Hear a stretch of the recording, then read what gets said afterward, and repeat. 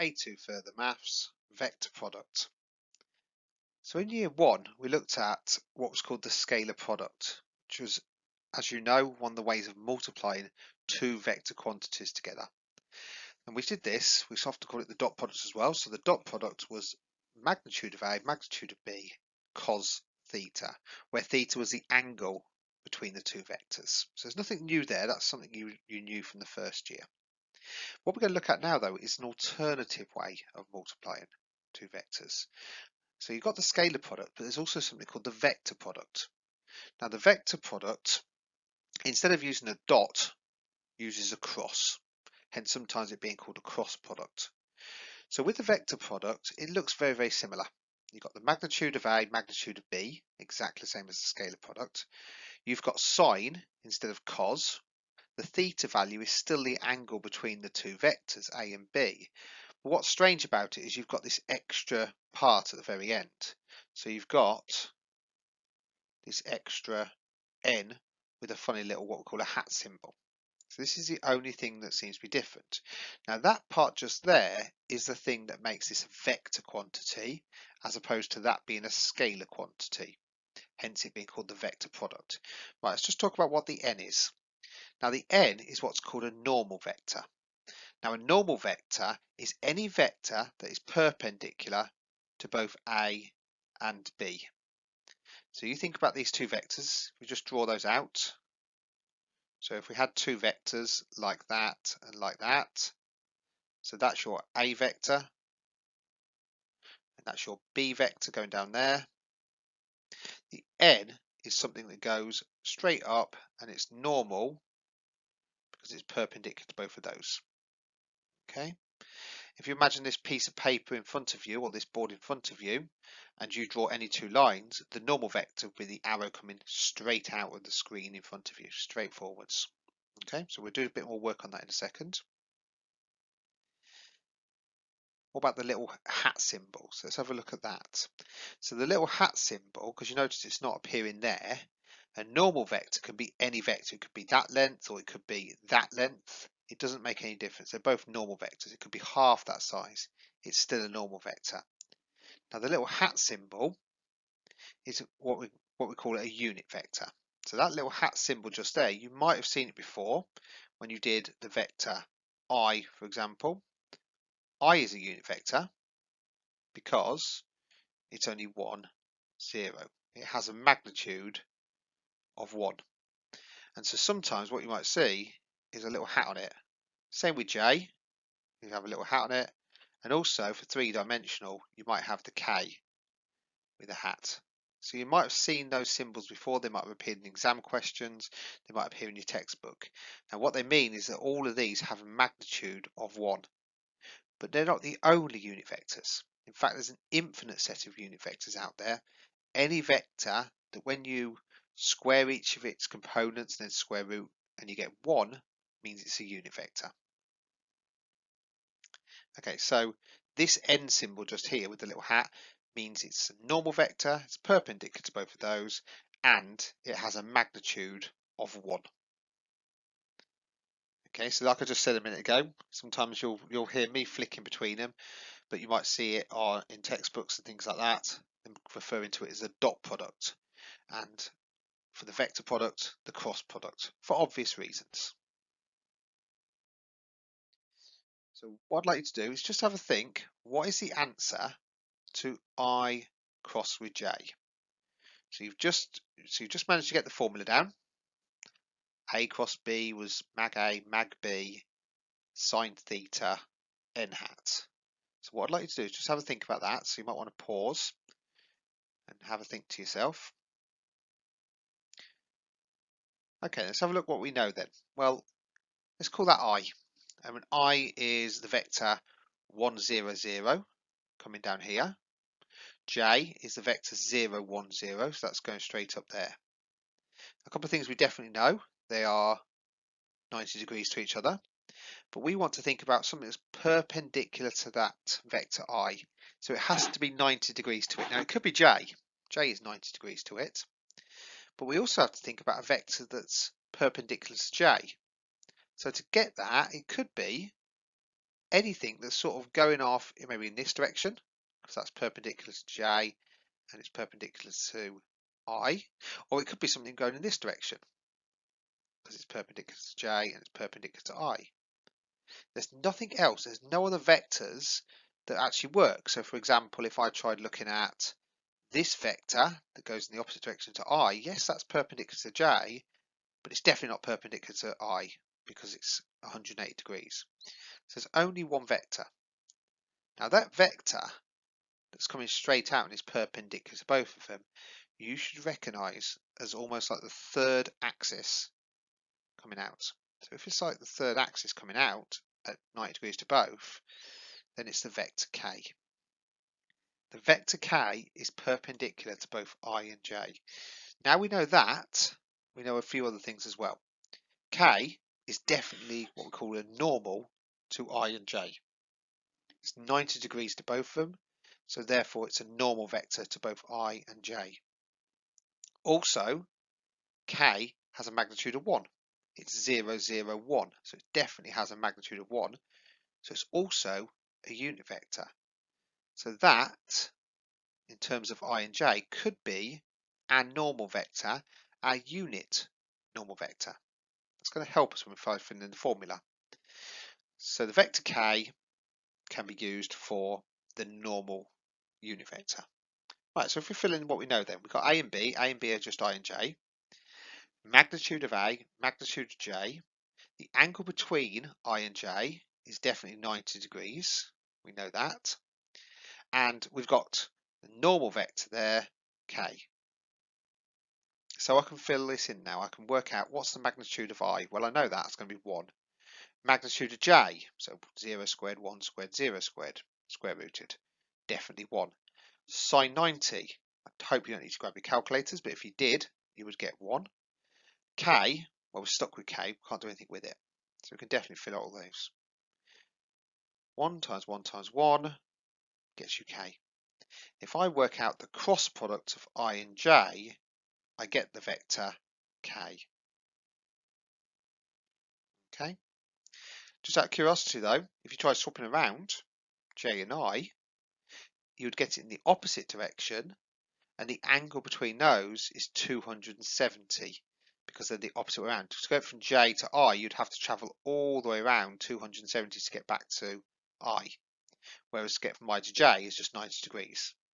So because it's 270, what happens then is when you do sine of 270, you get the extra negative, which is why j crossed with I is minus k. They are different ways round. They are different answers. Now we're going to come back to that later on about it being commutative. We'll talk about that later.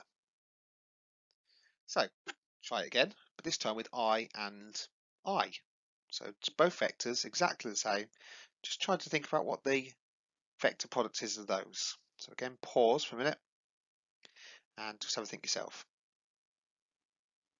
Okay, so let's see how you got on. There's I, there's another I. They're both exactly the same vectors, both traveling in exactly the same direction. You could argue they're identical vectors because they are, but we're just going to look at them as being parallel. So if they're parallel, we can still fill in the vector product. So the vector product is written there. What can we fill in? Well, we can definitely fill in mag I, the angle between them, and also the unit vector. Now, that's not hard, right? The normal vector, because there's almost like an infinite amount of them that are perpendicular to both, because they're the same vectors. So this is going to fail, surely, because we won't be able to work out what our normal vector is. So let's have a look what happens. Okay. That's exactly what I was just saying. There's no new unique normal vector. So we're stuck with it. Okay, aren't we? We're stuck. We don't know what that is, so therefore we can't work this thing out. But if we look at this, the sign of 0 in there, that might be 1, that might be 1, but sine 0 is going to get you 0.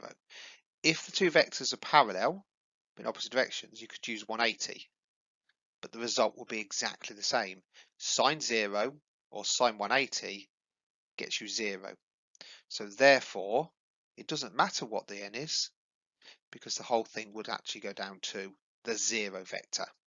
Notice it's a 0 vector there, so it'd be 0, 0, 0. It's still a vector product, so I still expect a vector, even if it's a 0 vector in there. Okay, so it doesn't matter, you don't know what n is, because the whole thing just collapses anyway. Now, grab your notebooks, just get that last fact down, because that's important. The vector product of any two parallel vectors is always equal to the 0 vector.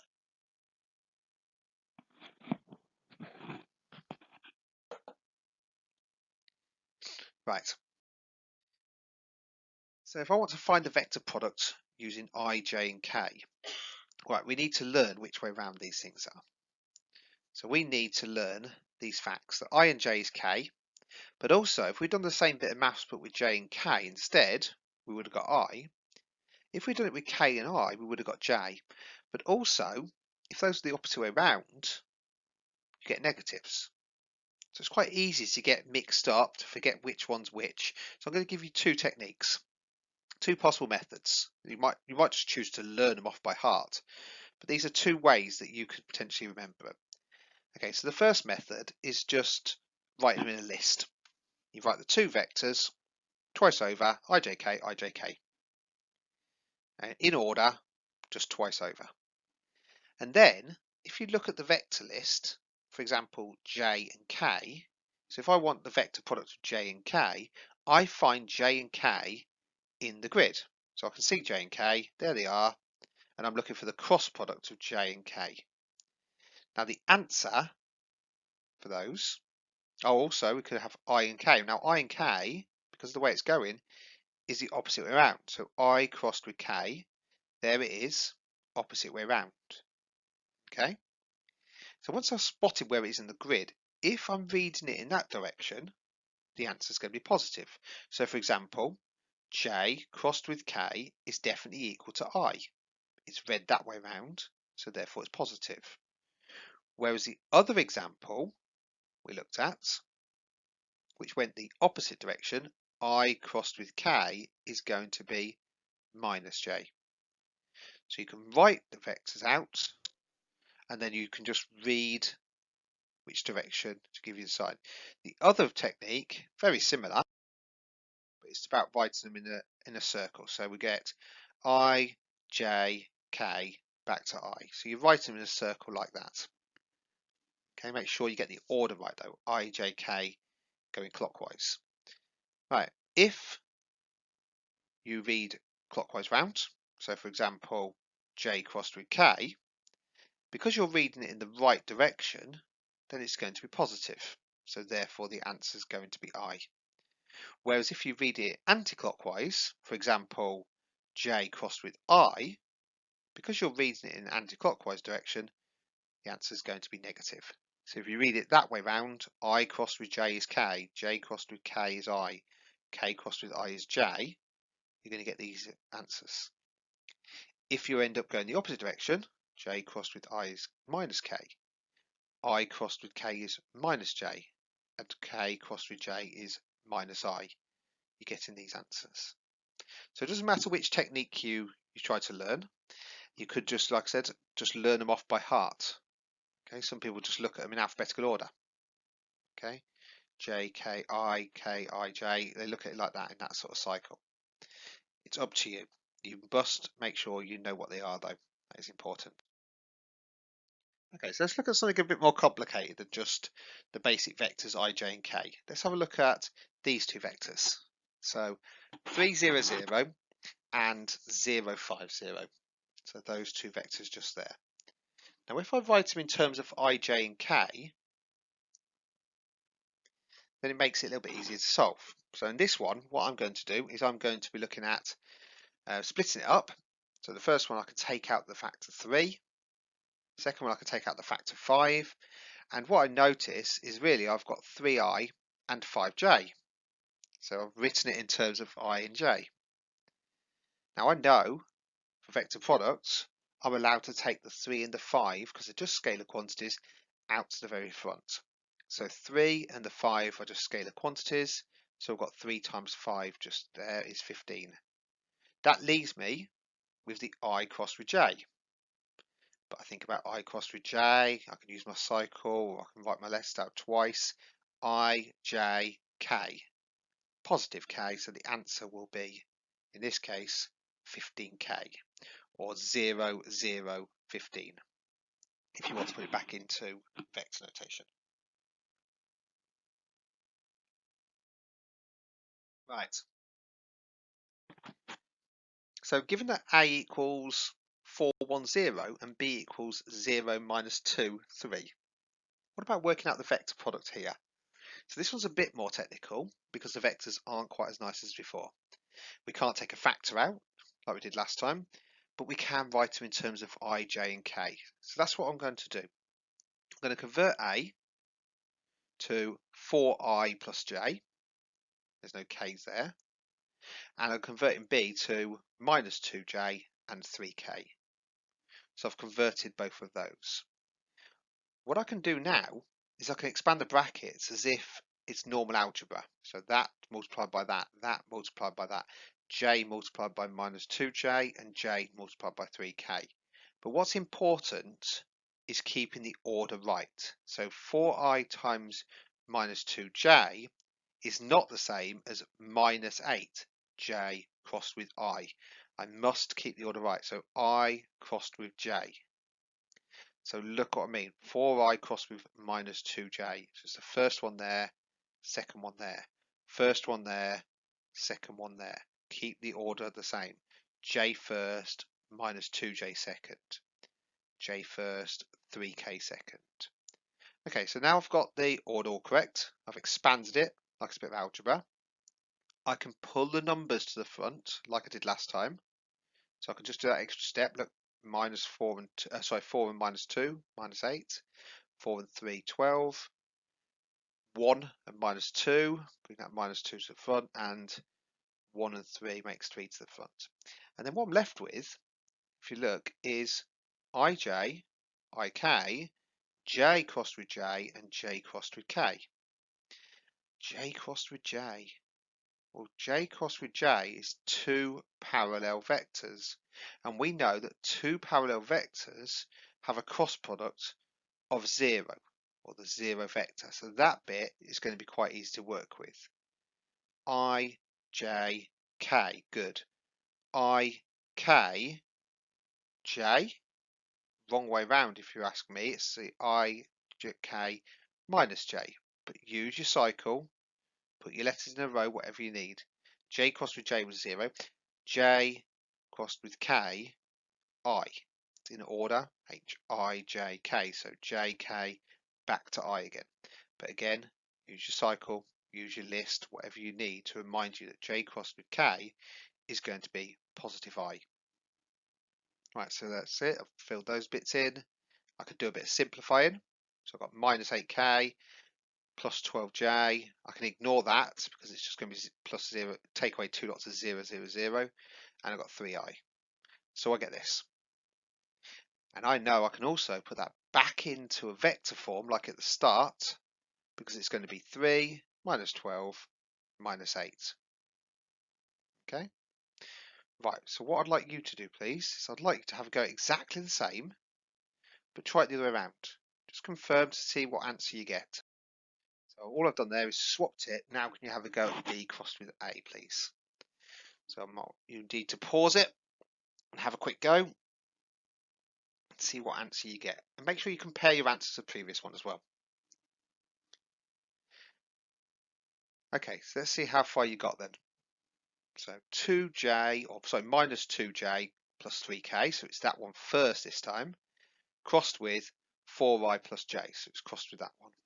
And again, that's as far as you need to go. Just pause it if you at any point, finish it off yourself. So expand it, make sure I keep the order right. So it's that times that, it's that times that, yep, that times that, it's that times that. So everything's in the right order. I can pull my numbers out. So minus 8, minus 2, 12, 3. I can also sort out these parts here. Okay, and when I do that, I'm going to get minus k, because j crossed with I is the wrong way around. J crossed with j is 0. K crossed with I is in the correct order. So therefore j is going to be positive. And k crossed with j is the wrong way round. You're reading it j, k, I, so it's going to be minus I. Once I've got that, I can simplify it. And that would get me my vector. Now notice in the previous answer, you had something very, very similar. Except your answer was 3 minus 12 minus 8. But it was very, very similar. So what's the only difference? It's a negative version. Now, although it's not a proof, you know why it's not a proof. You've only done one example and seen it for one example. It is always true that B crossed with A is always identical to minus A crossed with B. Right. So we know they're not commutative because they don't work either way around. What we want to do now is just check whether the vector product is associative. Okay, so if they're associative, both of these must work. So what I want you to do is, again, I want you to pause. I want you to have a go at those yourselves, please. You've got to work out inside the bracket and then cross it with, in this case, cross it with C. And then also you need to work out the bracket, B cross with C, and then cross it with A, but make sure you get your order right. Okay, so I'll pause and you can have a go yourselves. Okay, so let's see how far you got. So I'm going to be expanding this, that's where that bit comes from. I'm going to be writing this, that's where this bit comes from. I want to work out this vector first, so then I can cross it with that afterwards. So what do I get? 2i times 3i, 2i times k, j times 3i, j times k, minus k times 3i, and minus k times k. Good. Okay, so I've wrote them all out. I know I can cancel out straight away. There's 9 and I. I can cancel that out straight away because it's a k and a k, because they go to 0 vectors. The other parts I want to simplify and use my skills with the cycling or the two lines, as long as I get the order right. So I and k makes minus j, and so on. So I get down to this. Oh look, minus 2j and minus 3j. You know that's minus 5j. So I've got 1 minus 5 minus 3. 1 minus 5 minus 3. But then I also want to just multiply that by c. So I've got the answer to a crossed with b. Now what I need to do is cross it with c. So I've got that. What do I get then? I crossed with 4i and so on. I crossed with minus j. Do it all fully, out pops your answer. Minus 3 minus 12, 19. You can check that yourself. You can check it on your calculator because you can do the vector product on your calculator, but you must have the skills to do it yourself. You know what I'm going to say because the examiner might chuck a bit of algebra in and you have to be able to do it yourself. So make sure you're capable of being able to expand it using I's and J's. Also, what the examiner sometimes does is it gives you that section just there and then expects you to simplify it. So that bit you wouldn't be able to type in your calculator, but you can use the skills to cancel it through. Okay, so what do we get then? Yeah, we get to that. Let's try the same idea, but with this one. I'm looking at B crossed with C first. Do the brackets first. So I've got that part. That times that, that times that, that times that, that times that. Gets this. Okay, you can check it yourself. Hopefully you got the same answer. So I could definitely say it's going to be 1, 4 minus 3. But what I need to do now is I need to cross it with A. I need to make sure I put that one first and then that one second, because that's the order of this. So you can see I put that one first, which is the A, that one second from that one.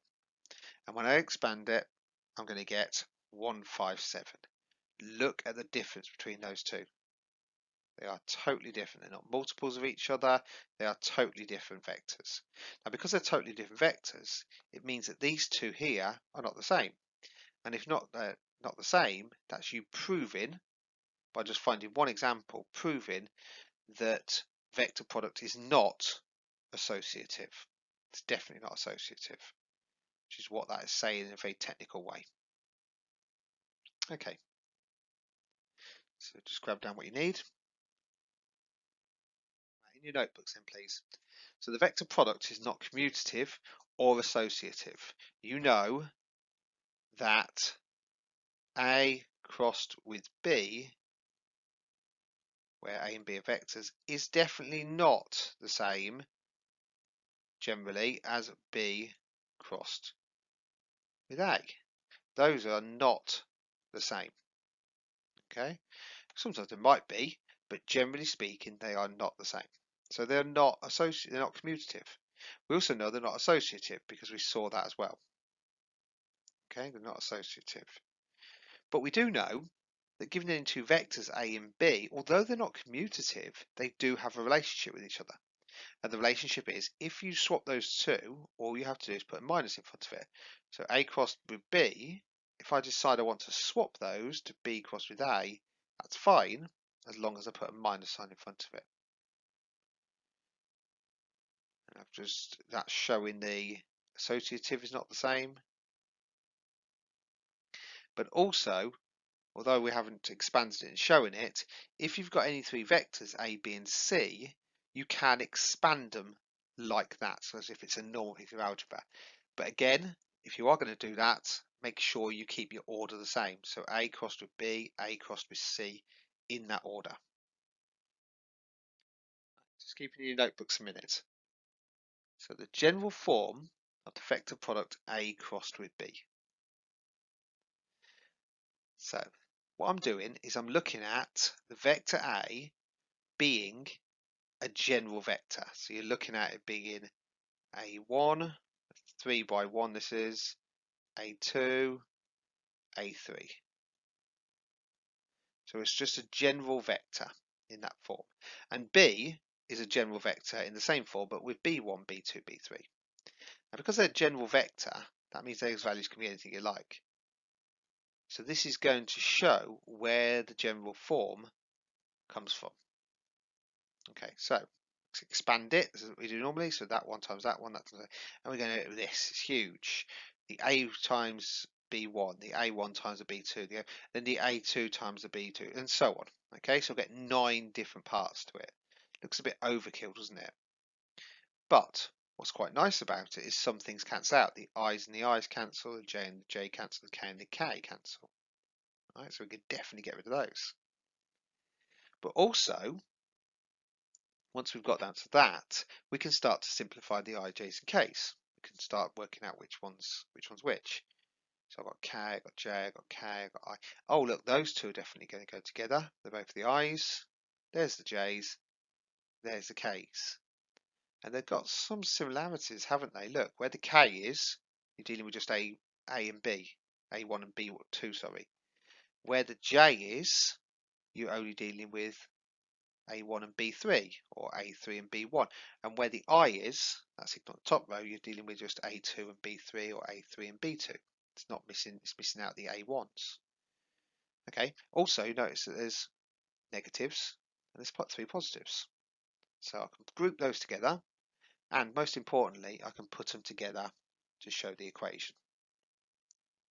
Now that could save a little bit of legwork on your part, because as long as you've got the vector, first vector and second vector, you could literally just fill in the gaps. Okay, so putting the A1s in there, put the B's in there, multiply them, take them away from each other. You could do it yourself. Okay, so pause it if you need to just take some more notes down. Okay, so we can also calculate the vector product by using an idea of the determinant. So some of you might prefer this method. You might be very good at working out the determinant, and it's worth just showing you this as well. If you don't like to use this, not the end of the world, you can just ignore it. So I've got the determinant. I'll go work down this list just here. Although it doesn't matter, it's appropriate to go down. So starting with I, I'm going to do that times that minus that times that. So A2 times B3, A3 times B2. J, don't forget it's a minus. I've got that and that, and I've got that and that. And for back to positive K, A1, B2, A2, B1. So I can separate it into the 3 minor determinants, and I can get, no surprise, exactly the same answer. Now most of you might not set it up. You'll find that actually when you come to a vector, let's say 1, 2, 1, 2, 5 crossed with something like, let's say, minus 1, 3, 2. You'll probably find that you'll do this idea in your head. You'll think to yourself, right, what's in the top what's in my top cell just here? What's in the top? Well, that's going to be 2 times 2 is 4, 5 times 3 is 15, so 4 minus 15 is minus 11. I can fill that top cell in. So you could do it without actually drawing out all this big part. Okay, and then you'll say, right, minus the middle bit, so that's that times that, minus that times that. Don't forget to change that sign. And then the bottom row is 1 times 3 minus 1 times 2. Okay, it will become second nature to work out the vector product, but you do need to make sure you keep practicing. Okay, so let's just use that. Let's have a look at this answer. The vector product A, B and C such that A crossed with B equals 3i, B crossed with C equals 2i, and I want to simplify that expression just there. And I need to give my answer in the form some amount of I plus some amount of J. So there's no K's in there, which is handy. Okay, so while you're getting down your notebooks, just pause and we'll give you, I'll go through the answer in a second. Okay, so let's see how far you got then. So expand the two things. Now it's exactly the same. It doesn't matter that you're dealing with A, B's and C's as opposed to I, J's and K's. You still expand it the same way. So A crossed with 2A, A crossed with 3B, and so on. Okay, so writing out each of the terms one after the other. But notice that straight away we've got things like A crossed with A. Now these two are the same vector, or they're multiples of each vector, so therefore they're parallel. And if they're parallel, that means the cross product is going to equal 0. So the vector product of that is 0.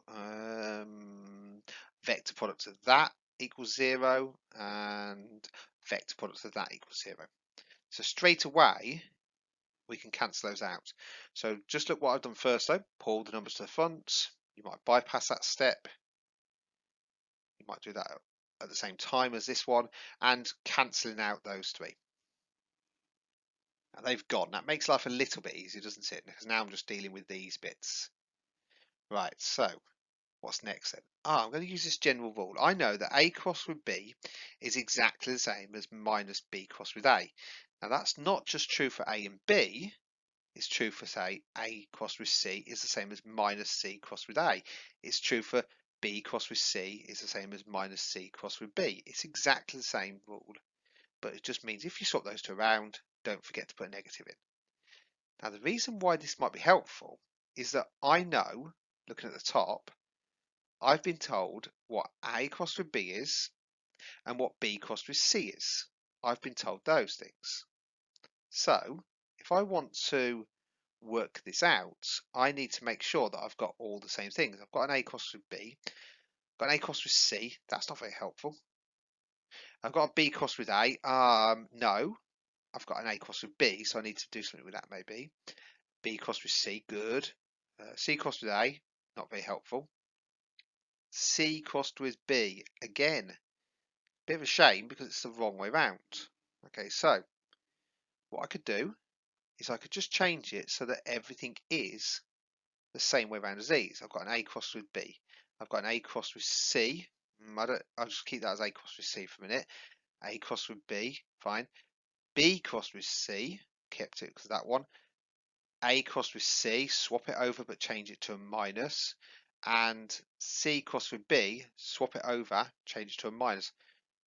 Right, why did I do that? Oh look, minus A crossed with C, sorry, plus A crossed with C. Now I don't know what that is, but it doesn't matter because that will be cancelling with that.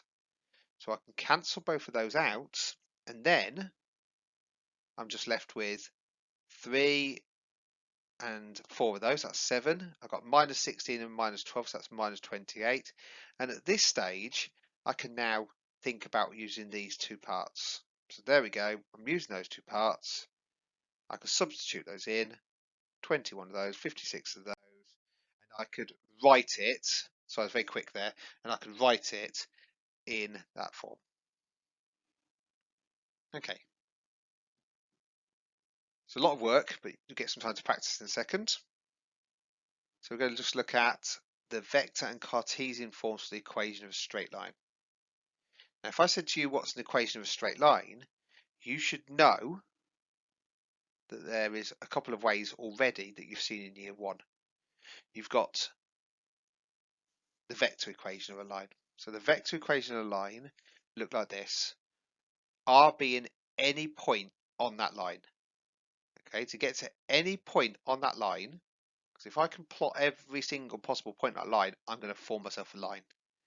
So R is any point on that line. The A value, as hopefully you remember, is a vector that tells you how to get onto the line. So there we go. That's our R value, any point on the line. The A vector is a general point, a known point. I know that point definitely lies on the line. Okay, it's 1, 3, 2. It's a point on the line. Okay, so as long as you know a specific point on the line, R could be anything you like. The B value is the direction of the line. It doesn't necessarily lie on the line. It could do though. It could be between 2 points. It's a definite vector in the direction of the line. Okay, so there's nothing new there, not in your notebook, because that's all year one skills. We're going to look at something slightly different. We're going to look at using the cross product with it. Yep, that's the scalar of any quantity. Right. So just have a look at this. Go to your notebooks. Let's have a look at understanding how to use a vector product. So the vector equation can be rearranged. So that vector just there can be rearranged by taking away the vector A from both sides. Okay. Now R minus A is that part just there. Because if you want to get from there to there, you go minus A plus R. So it's the plus R and it's the minus the A. So R minus A is just the vector that leads you from A to any point on the line. And it doesn't matter where it is, it could be there, it could be over here. It's always going to be in exactly the same direction. It might just be different multiples. And what's important is that that vector that takes you from A to any point on the line, so A to R, is always parallel with B. Always. It doesn't matter where you pick your R value, just there, it's parallel to B. Pick your R value here, it's parallel to B. Opposite direction, but it's still parallel to B. So that means something, because we know that if you have two vectors that are parallel to each other, and you try finding the vector product of them, we know that the vector product between two lines that are parallel with each other is always equal to the zero vector. Always equal to the zero vector. So therefore, that is what we call the vector product form of the line. Right, so make sure you've got that down in your notebooks. I won't just whiz on to the next slide. Pause it if you need to, get what notes you need. And one comment about the vector product of the form. It's actually in some ways nicer. And the reason why it's nicer is you don't have that extra variable, that lambda value in there. So you have the lambda value appearing when you did the A plus lambda B version, but it doesn't appear in this one. Okay, so you might want to just do that one yourself after you've got it down in your notebooks. So you might want to just pause, write it down, have a go yourselves, and then I'll run through the answer. Okay, so let's see what you got as your answer. So the vector product equation of line we know is going to be in that form. R minus A crossed with B equals 0. Right, let's just fill in the bits we know. So we know what the A value is, for example. We know that the A value in this case could be 4, 2, minus 1. It definitely lies on that line. It goes through the point 4, 2, minus 1. So I know A value.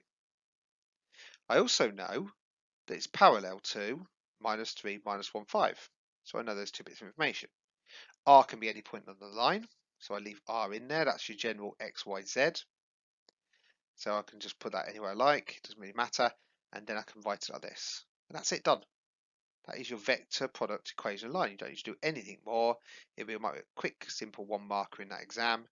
Just being able to write the vector equation of a line. Okay. Right, try again, but this time with those two. So again, give yourself a chance, get the question down in your notebooks, have a go at working out yourself. And I'll pause. Okay, so let's see how far you got. So there's my origin. I know it's 2 points on the line this time. So I've got those 2 points. So I can actually use A as either 3 minus 1, 0, or A could be 1, 5 minus 4. Both of those are perfectly acceptable points that lie on the line. What I don't have though is a directional line. I don't know what direction I'm travelling. But I can do that because it's the exact same direction as working out the difference between these two. So if I've got 3 minus 1, 0 and 1, 5 minus 4, I go from there to there, I'm working out the direction of this part just here.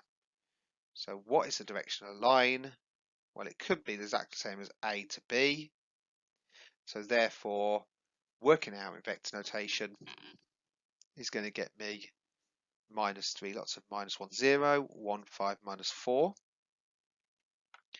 So the direction of that line is minus 2, 6, minus 4.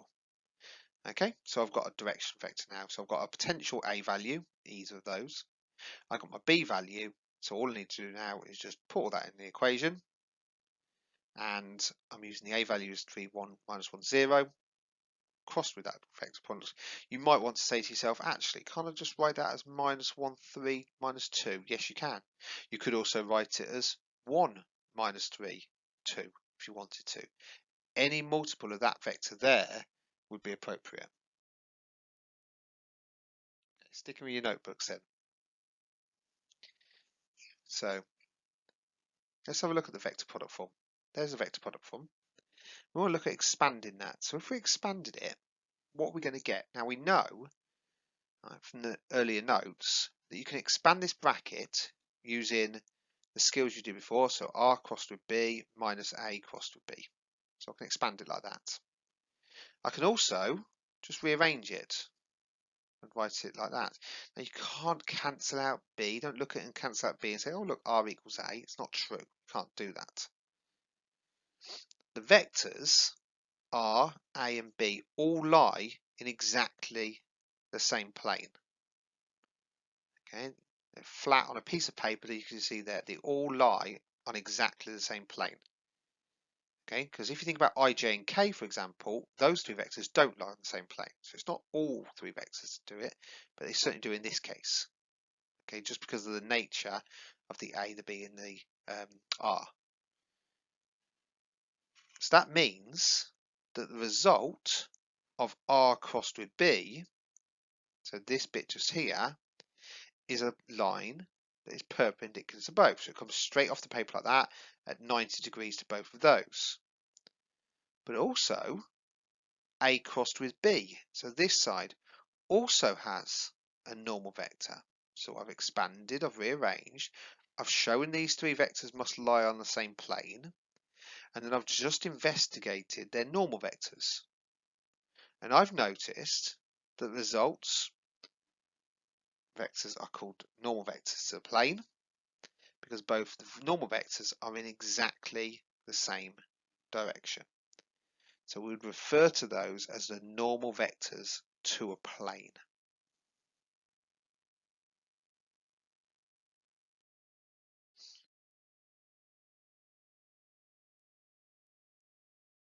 So what I'd like you to do is just rearrange it and see if you can write in the form R crossed with B equals C. So should we have a look how to do that? So maybe a bit of rearranging, a bit of expanding. So there we go, I've just expanded it. Notice what I've done, R crossed with that one, minus 2 crossed with that one. I can do a bit of rearranging again. I can take that over this side. Okay, so R crossed with 2 minus 1, 3. In fact, that's this, isn't it? R crossed with B. This is my other vector on this other side. Now I need to work out what the normal is. And there we go, minus 4, minus 11, 1. The normal vector of those is definitely going to be in that direction. Okay, and that's only because that's what the examiner was asking for there. It's a bit of a marathon lesson, but don't worry, you will get some time to practice some of these skills with your cross product in a second. So what is the formula of the area of that triangle? So what's the formula for the area of a triangle? Now you can say, I know what the area of the triangle is. It's half base times height. Oh, I know what the area of the triangle is because I did it at A level. The area of the triangle is half AB sine C. So that's the one you learnt at A level or potentially at the top end GCSE. Okay, now it is the same formula as half base times height, but in this case you don't need to worry about what the base is because then the height is where the A sine C comes from. Right, so there's my area of my triangle. That looks quite similar, doesn't it? Look at that, AB sine C. Isn't that similar to a vector product? In fact, it's not far off because A and B are just the magnitudes of the vectors A and B, aren't they? So A is just that vector just there, the magnitude of it. What's B? Well, that's just the magnitude of B. So I could actually write those as mag A and mag B, couldn't I? The C vector is just the angle between the two vectors itself. So really, that's just the same as theta. So in fact, this formula could be written as half mag A mag B sine theta. Okay, could be exactly the same as that. They're no different. It's just an alternative way of writing it. Mag A is A, mag B is that B, sine theta, but who cares whether we use theta or C? It's the same thing. Right, so I haven't changed it. I still know the area of the triangle is going to be this. That means it's not far off the same, is it? Except we're missing our n, and also that's a scalar quantity there. Okay, which makes sense because you want an area. It's got to be a scalar quantity. So the area of the triangle is half mag A mag B sine theta. Let's see if we can do some of this. Notice the formula. Yeah, I was just saying this. It's very, very similar, isn't it? It's almost the same, except for this mag A. You can't do something silly like dividing by unit vector n. You can't do that. So we have to do something else. So what I'm going to do is I'm going to find the magnitude. Okay, the sizes of both of those sides. So there we go. Find the side of that and the size of that. Now, this bit I can't do anything with. It's stuck. Mag A crossed with B. So I'm stuck with that. But this side, what I can do with the magnitude is actually work out the size of each of the individual parts. There's nothing wrong with doing that. So I could separate into mag of mag A, mag of mag B, mag of sine theta, and magnitude of the normal vector. Okay, the unit normal vector. So there we go. I'm expanding to each of these. Now, this looks a bit weird with this double magnitude. Let's just think what's happening here.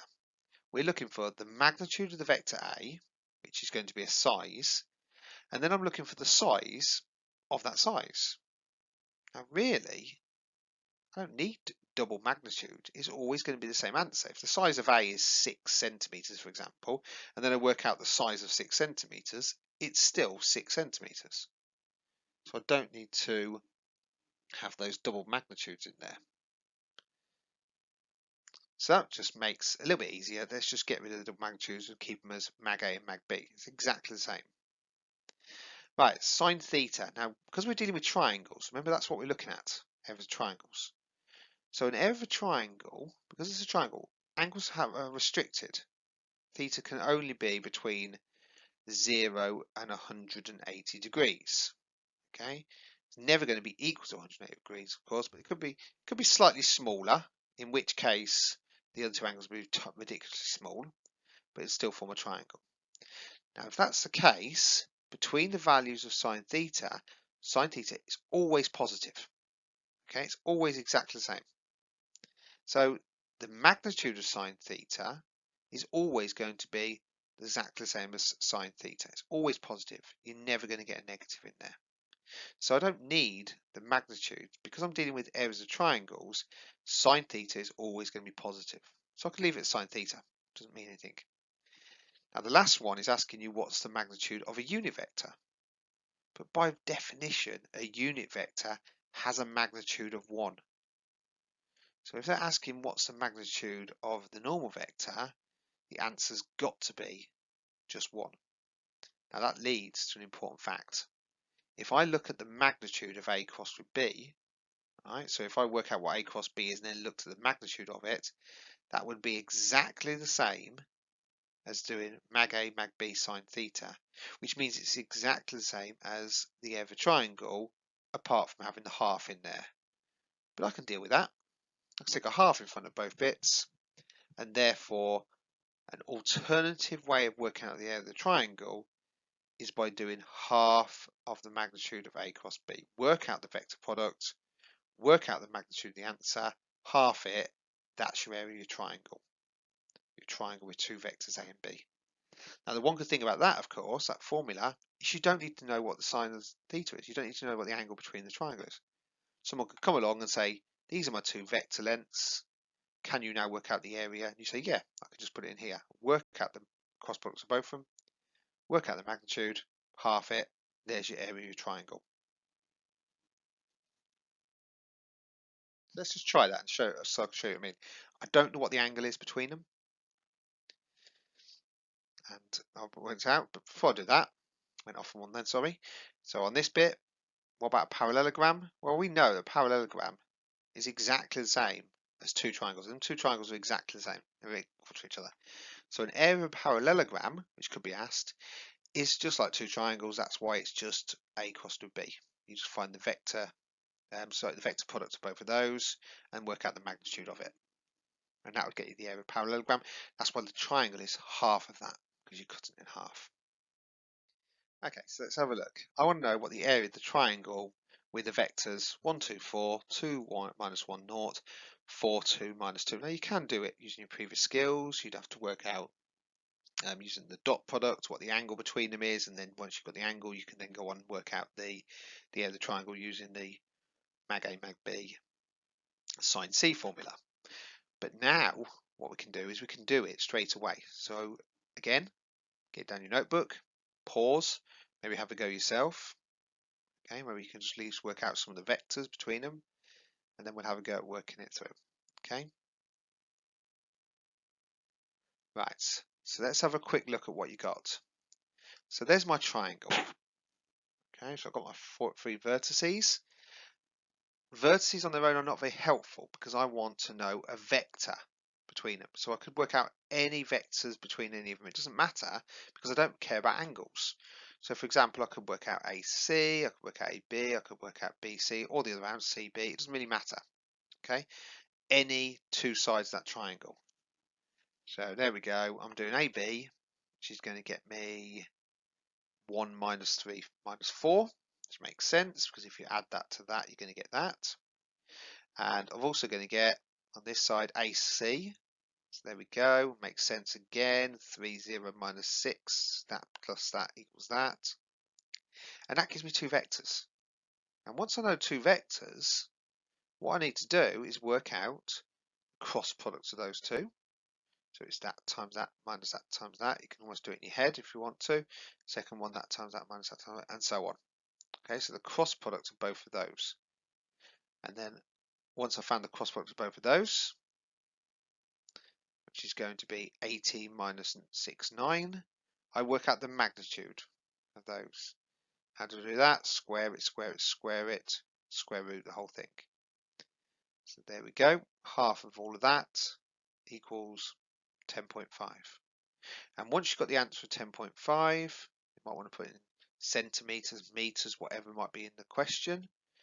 You've worked out the area triangle without an angle in sight.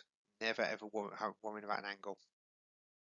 Okay, right, finally finished all of that. So what you guys can do now is have a go at that exercise 5A. So we're practicing some of your vector product skills, some of your area skills, and maybe some other bits and bobs in there as well.